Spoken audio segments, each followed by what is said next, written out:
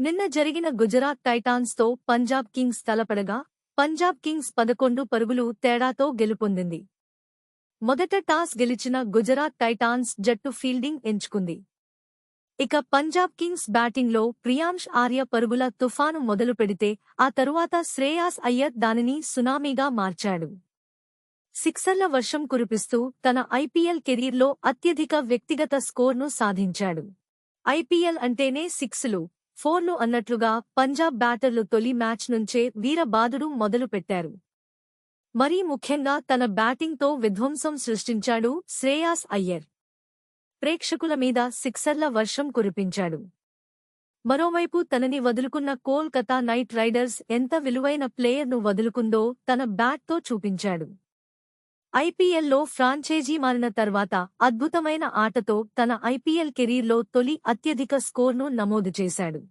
Team కోసం తన సెంచరీని కూడా వదులుకుని ట్రూ కెప్టెన్ అని మరోసారి నిరూపించాడు. ఇక ఈ మ్యాచ్లో కెప్టెన్ శ్రేయాస్ అయ్యర్ అద్భుతమైన బ్యాటింగ్ సహకారంతో పంజాబ్ టీం 243 పరుగుల భారీ స్కోర్ చేసింది. శ్రేయాస్ అయ్యర్ అయితే తుఫాన్ ఇన్నింగ్స్లో సిక్సర్ల మోత మోగించాడు. కేవలం 42 బంతుల్లోనే 97 పరుగులతో నాట్ అవుట్గా నిలిచి దుమ్మురేపాడు. తన సునామీ ఇన్నింగ్స్లో ఏకంగా 5 ఫోర్లు, 9 సిక్సర్లతో గుజరాత్ టైటాన్స్ బౌలింగ్పై శ్రేయాస్ అయ్యర్ విరుచుకుపడ్డాడు. తన ఈ సూపర్ ఇన్నింగ్స్తో శ్రేయాస్ అయ్యర్ పలు రికార్డులను కూడా సృష్టించాడు. టీ20 క్రికెట్లో 6000 పరుగుల మైలురాయిని అందుకున్నాడు. 2024లో కేకేఆర్ను ఛాంపియన్గా నిలబెట్టిన శ్రేయాస్ అయ్యర్ గుజరాత్పై భారీ ఇన్నింగ్స్తో టోర్నమెంట్లో 2000 కంటే ఎక్కువ పరుగులు చేసిన ఐపీఎల్ కెప్టెన్ల ఎలైట్ జాబితాలో చేరాడు.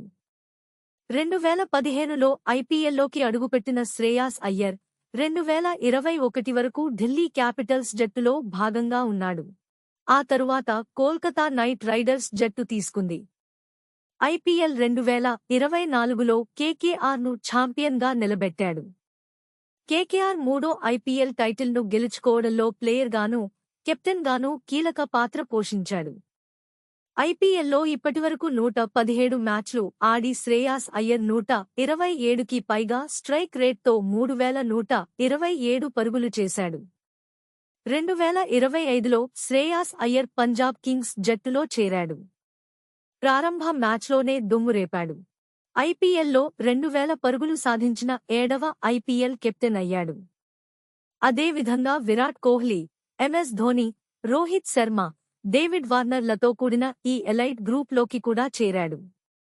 ఫ్రాంచైజీకి కెప్టెన్సీ అరంగేట్రంలో అత్యధిక స్కోరు చేసిన మూడో ప్లేయర్గా శ్రేయస్ అయ్యర్ నిలిచాడు.